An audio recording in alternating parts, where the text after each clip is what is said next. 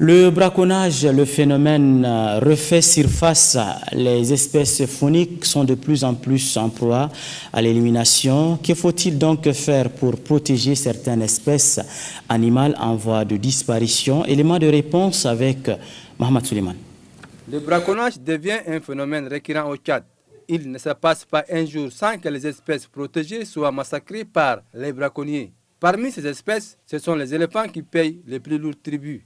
Malgré les mesures anti-braconnage prises par les plus hautes autorités du pays, un groupe d'individus continue à exercer ces activités illégales. Ces braconniers bénéficient-ils de la complicité de la population locale ou des responsables du parc? Mais ce qui est sûr, les braconniers ont la facilité d'abattre ces éléphants.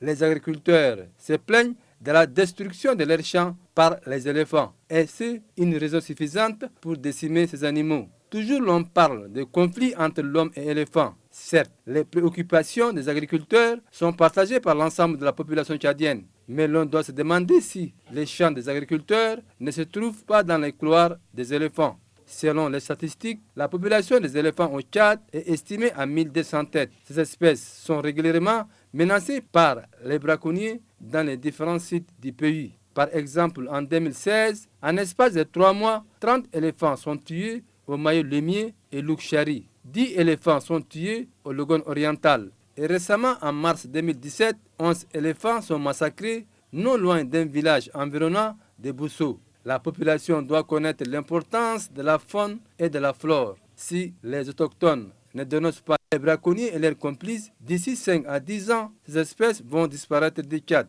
Pour stopper les activités de braconnage, la population locale est appelée à collaborer avec les forces de défense et de sécurité afin de lutter contre le braconnage. De son côté, l'État doit prendre des mesures draconiennes pour protéger ses patrimoines.